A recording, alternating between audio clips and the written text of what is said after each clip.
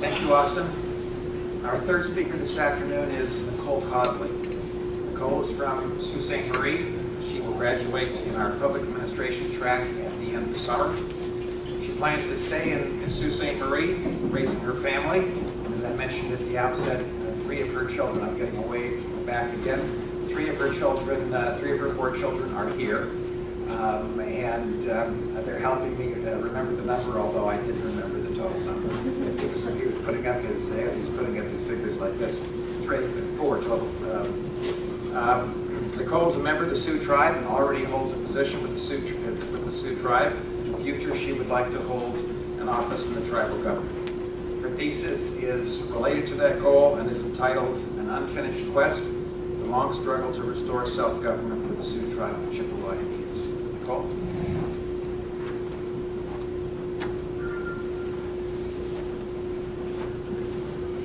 Thank you, Dr. Johnson. Ani, miigwech for everyone being here today. Today, I would like to start with a story. My daughter told me this past winter. This story will help illustrate the evolution of the Sioux tribe's government. Following the story, an account of 4 key phases of the Sioux tribe's evolution will be detailed. There was a porcupine who lived in the forest with his porcupine mother. The year came for little Prickles to go to school. He was very nervous and self-conscious of his quills. When he got to school, the other kids ridiculed him because of his quills. Little Prickles walked home alone, feeling sad and despising his quills. Here's a picture of him. He wondered how he was going to make friends and came up with an idea. The next day at school, he gave all but 6 of his quills away to his friends. When he got home, his mother was surprised and sad. She asked little Prickles how he was going to protect himself against the sneaky fox with no quills. That was something little Prickles hadn't thought of. His friends decided to protect him by walking him to school until his quills grew back in, and he was able to protect himself again. In this story, little Prickles goes through 4 transitions. First, he has the quills to protect himself. Second, he does not have the quills to protect himself. Third, he relies on his friends to protect him. Fourth, his quills grow back in and he is able to protect himself again. Storytelling continues to be a winter Ojibwe tradition. This must be why we're getting all of this snow, so I can share this story with you. Winter storytelling is a tradition that has enabled Ojibwe people to pass down histories, ceremonies, principles, and other customary practices. The Ojibwe people believe from oral history they have lived and occupied the Great Lakes area following their 2 great migrations. William Warren described Ojibwe territory in the 1830s as an expanse from the eastern Great Lakes region in Canada and the United States to the edge of the Great Plains near Lake Winnipeg in Manitoba and the Turtle Mountains in North Dakota. Today, using Warren's description of previous Ojibwe Nation territory, this area would include the following states: Michigan, Minnesota, Wisconsin, northeastern part of North Dakota, northern parts of Indiana and Ohio, Illinois, and the eastern part of Iowa. Regional villages of Ojibwe bands resided throughout this territory. The people of the St. Mary's River were termed Saltiers by the Frenchmen in the 1600s. These are some of the ancestors of Sioux tribe members today.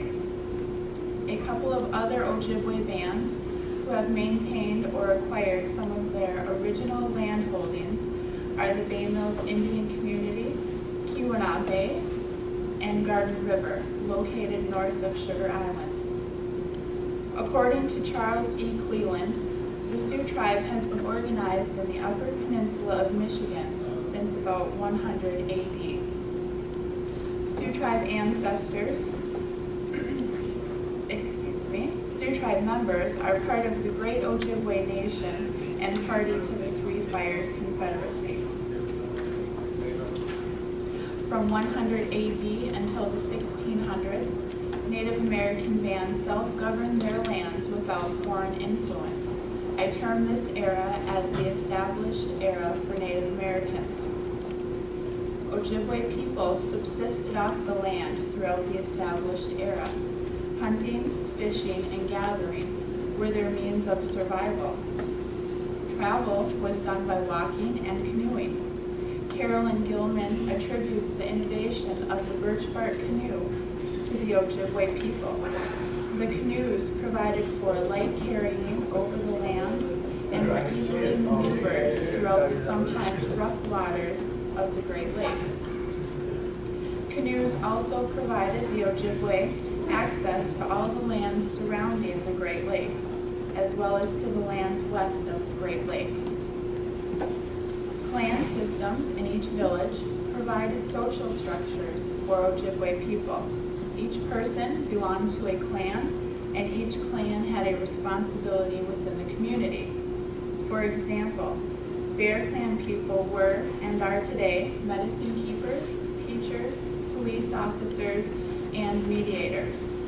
Crane Clan people were chiefs, and chieftainship was a successive process from father to son. The Ojibwe Nation's form of government was decentralized, in that each village had one or more chiefs which guided members in civic and/or war matters. The Three Fires Confederacy, on the other hand, utilized a centralized form of government. This group was an alliance between Ojibwa, Potawatomi, Odawa, and Menominee nations. Menominee Nation is located on the southwestern tip of Michigan and Illinois and was not always readily available. This alliance enabled them to control the Great Lakes region. To keep their alliances, they had scouts who were stationed throughout their territories, keeping watch for intruders. The end of the established era for the Ojibwe Nation happened in the 1600s with the settlement of French people, who introduced a slightly different value set to the Native Americans. The French introduced money and exploitation of natural resources to Ojibwe people. The French were happy to intermarry with Native Americans and didn't mind their ceremonies and customs. Prior to the fur trade business, Ojibwe people only hunted for survival, and use of natural resources as commodities was not a customary practice for them. As the British moved into the Great Lakes area in the 1700s, their view of Native Americans was not as kind as the French. They viewed natives as dumb and uncivilized people who needed to be taught how to be a civilized society. Thus, the second era of sovereignty, or lack of, began. I call this era the oppressed era, lasting from the 1700s until 1934. For some tribes, attempts at oppression continues today. From 1778 through 1855, countless treaties were entered into with Americans and Native Americans. These treaties provided land cessations to the new government for commerce, while natives attempted to retain some of their lands and sovereignty. The Washington Treaty of 1836 provided for land to the Americans for settlements, while the Ojibwe retained their right to occupancy within these lands. Despite the treaty agreements, which retained Native American human rights, American policies were focused on termination, relocation, assimilation, and oppression of Native American ways of living. Education was one of the many government-promised commodities that provided a gateway for oppression and assimilation of Native American children.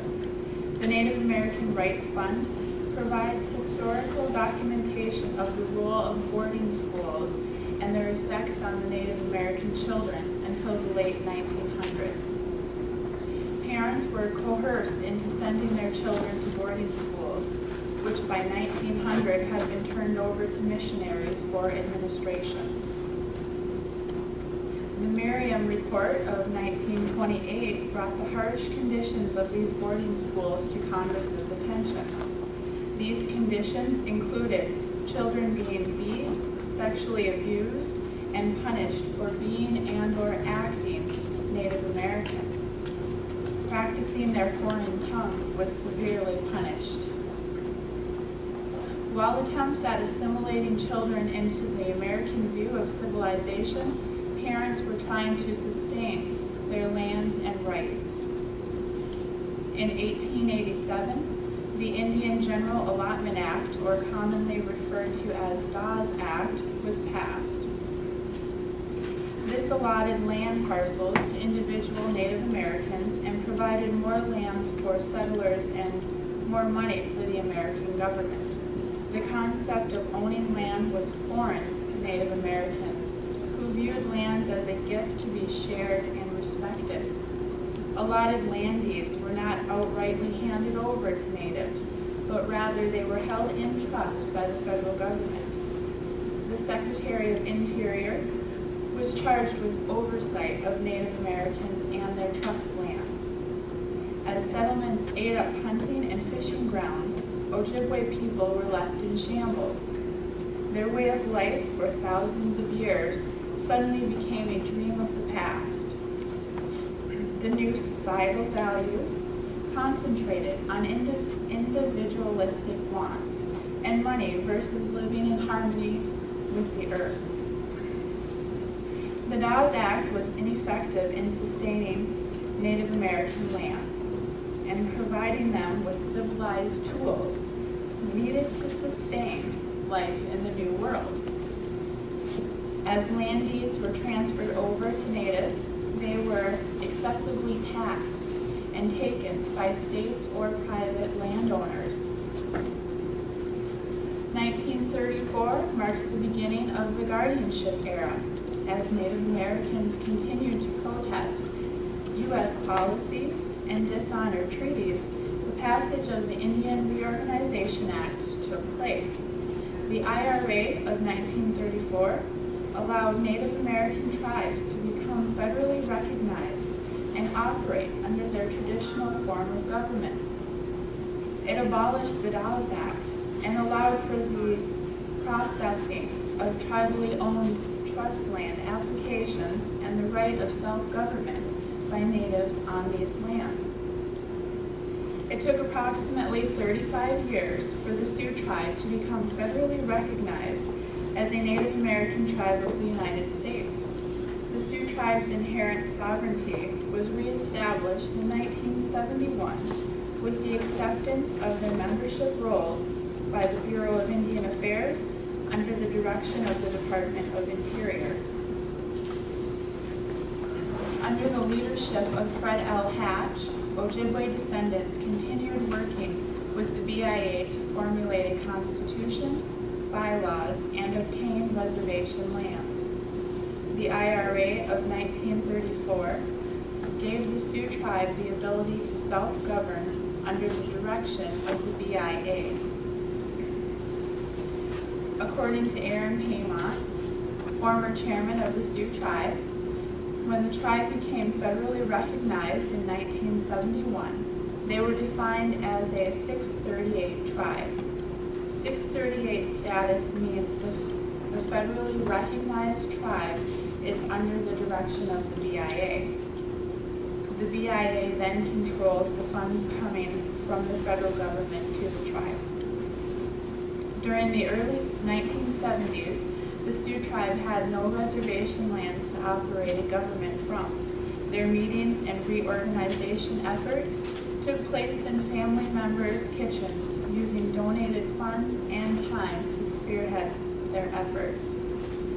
Bernard Bashore illustrates the poverty of the tribe in his unit report in March 2011. He says in the beginning of reorganizing, board members had a bankroll of $654 operate their government from. Once federally recognized, the Sioux tribe had the ability to apply for federal grants to seek land acquisition, health care, housing, and reverse the effects of oppression. The tribe's top priorities were to obtain an official office space, housing for their destitute people, and provide employment opportunities to sustain adequate living conditions. During the late 1970s, Sioux tribe members were living in third world country conditions, living in shacks with no electricity or running water, and no help to get them out of it. As the tribe acquired land and began economic endeavors, they began exercising their sovereignty with BIA acting as federal guardian, approving of all governmental measures undertaken by the tribe. In the 1990s, the Sioux tribe became what's known as a self-governing tribe. This status puts the tribe in a new era I term as semi-sovereign era. This era allows the tribe to directly receive federal funds and manage and control their own services without much BIA interference. Controlling the funding and programs by the tribe allows for more flexibility within their governmental services. Joe Eitram sums up the definition of semi-sovereignty with this statement: "We only have as much power as Congress allows us to." Board members are the legislative body of the tribe. They are the ultimate authority in decision-making on behalf of the tribe. It is they who approve contracts, ordinances, policies, and the ultimate direction of the tribe. Within the tribal constitution, authorities and responsibilities are outlined for the chairman and board members. Board members approve or deny policy items, while the chair runs meetings and provides oversight to the operations of the tribe. The tribe operates 23 governmental divisions and multiple enterprises, including their esteemed Kuwait Casinos branch of enterprises.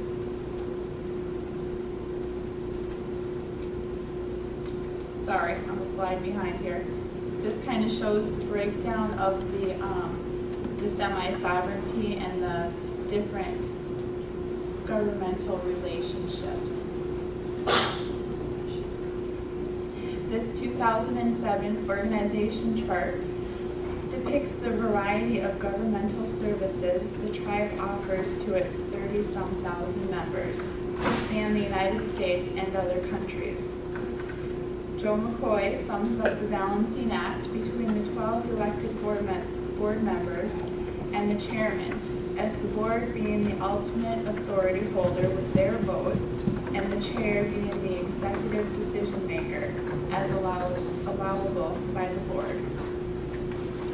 Chairman responsibilities stem from the tribal constitution and any other of the board of directors approval. Kathy Abramson describes a unique characteristic of the tribe as being a huge family. Everyone is related in some capacity or another. Through the Sioux tribe's evolution, this factor alone has provided the hope, perseverance, and unity which have attributed to the tribe's ability to self-govern as one nation within another nation.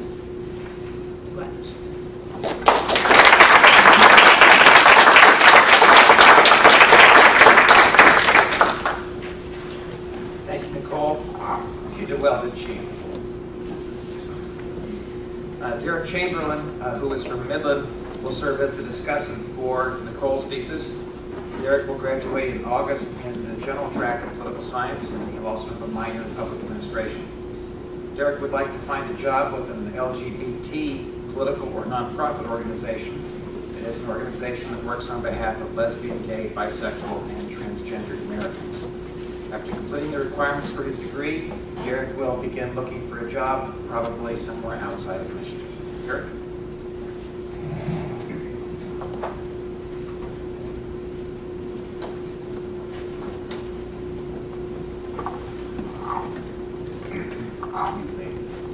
Nichole, First of all, I'd like to congratulate you on finishing your thesis. I know this was no easy task for you with having a job and raising 4 wonderful children, but you've made it to the end.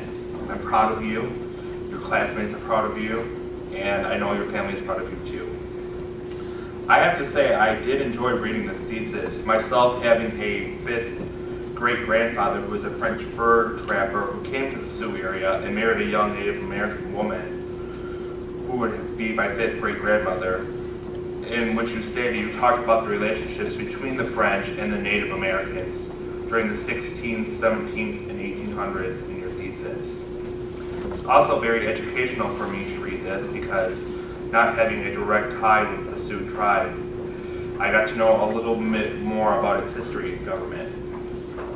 As I was reading this thesis, I have 4 questions that came to my mind. You talk a little about the Sioux tribe culture, which has been rediscovered, if you will, in the 20th century. What is the Sioux tribe doing to preserve the tribe's history so it will be taught for generations to come? Also in your thesis, you talk about the Sioux tribe's involvement in the gambling industry. Could you explain why the Sioux tribe decided to be involved in the gambling industry as an economic development tool? As for the tribal chairmanship, you stated that the chairman of the Sioux tribe has only been a male and from Unit 1. Do you think that a woman or anyone outside of Unit 1 will ever be elected as the Sioux tribe chair? And finally, do you believe that the Sioux tribe will ever be a self-governing nation not under the influence or jurisdiction of the United States or any other nation? Again, I want to congratulate you on finishing your thesis. I know that you will serve the Sault Ste. Marie community with great pride, knowledge, and integrity.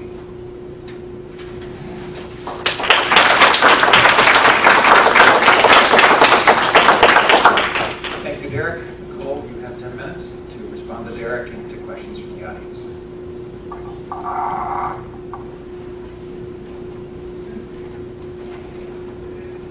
Thank you, Derek. You presented some very interesting questions. Your first question, how is the tribe preserving their history for the future, right?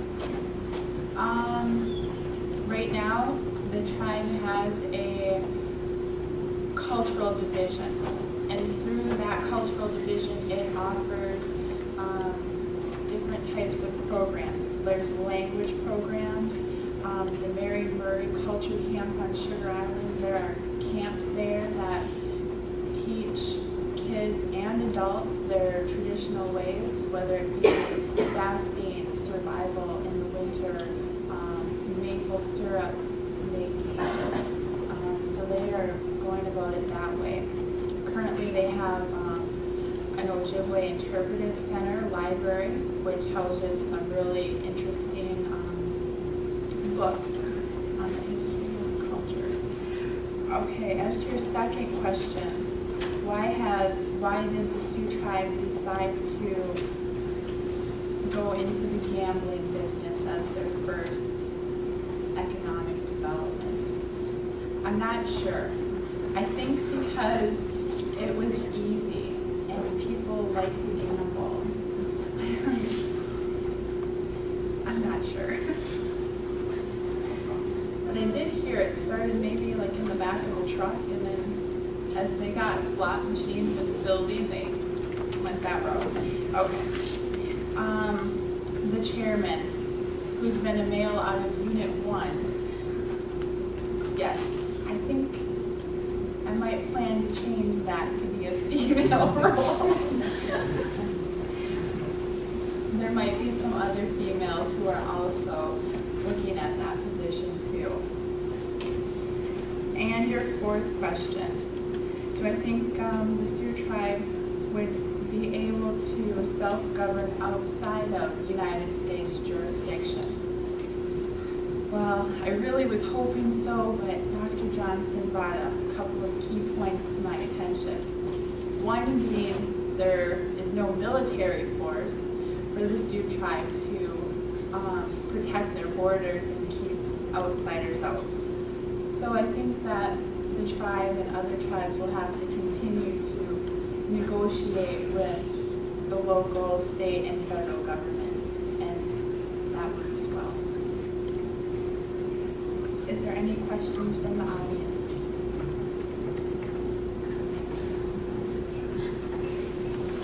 Eric? My question is, the Sioux Tribe Constitution has been amended twice. One was to disallow employees from also sitting on the council. The other one was to separate the functions of the CEO and the chairperson. But the Constitution is nonetheless an Indian reorganization constitution. There's a corporate board and a chairman, which is corporate America. So what are your thoughts about the tribe becoming a true sovereign and a true government by selecting their own form of government as opposed to what the IRA tells them they have to do? My thoughts are that there's definitely room in the current Constitution to include our traditional values. You know, we used to believe in protecting the earth, protecting our people, and now as a government, our values have shifted to be mirroring the United States. And I don't think we should be doing that. Does that kind of answer the question? Okay. And then there's a guy in a Carhartt. Alex. Alex. Being your own sovereign nation, I just, like being inside of the U.S., why would you need to have your own military in order to govern yourselves like separate from the United States? That's what you're... Well, to be a complete autonomous unit from other governments, like the United States has a huge military force, which allows the United States to go into other countries to assist, and it allows for the United States to protect its borders. So if the Sioux tribe or any other Indian tribe wanted to secure its borders and completely be autonomous, they would have to be willing to fight the United States military force. And you brought up a good point where there was a battle in Wounded Knee. Do you recall that? And so that was kind of some military action there. Dr. Conboy? Well, you mentioned family and that being important. How does that affect the way the politics of the tribe, government go, or how should it affect it? That is a very good question. Family. I'm sure we all know the various chaotic elements of being a part of the family. And as that relates to the Sioux tribe and their governments, you're pretty much related to a multitude of people, which means as a member and your family member sitting there, you are going to get in there and tell them what you think. And that will make politics a little sticky because then suddenly you have all these people who live across the street or down the road or who know so-and-so, and they're calling you, and they're expecting you to make everything great. Does that answer your question? It does. I have a question. Okay, if the Sioux tribe is their own sovereign nation or whatever, does that give them the right to have another, you know, we could go to different embassies and have our own ambassador in other countries? Just, we're not really a part of the U.S., so say we want to go into business with another country in the Middle East or whatever, since we're a sovereign nation, can we do that? I'm not sure. I mean, why would since we're not governed by the federal government of the United States, why would we do that? And hey, I'm let's glad set that up a casino over there. We got all of our troops over there. We can make some fast cash. You get part of it. We need an ambassador over there, and we're a sovereign nation. We can do that. I think we can do that, and I think we would need Because I can't financial. forget these casinos years. Because I was a troop, and you know, I'm not spending money on but fast food, stuff like that, or playing spades or poker, pretend poker with the guys. It would be really nice. Poker, you know. Oh, And I we think the Sioux tribe can do that. expand gaming into the other these countries. different countries, since we are our own sovereign government, why can't we do that? Forget the, here. You know, We might be able to, I don't know. because I was a troop overseas, there's nothing to do. You can only play ping pong, video games, movies, spend all your money on fast food. We'd be able to just drive a bit, Yeah. And you know what, the United Instead of a Nations, casino right outside the native culture, there are league and like them baseball and money. Why do it? expand out and go into agreements with other people. We probably, If we have the right to, I don't see why not. okay, thank you, Carrie. Heather has a question. Now, sovereignty for the tribe, would that be to be on the same level of sovereignty as a state of the United States or as a separate country within itself? Sovereignty as a state.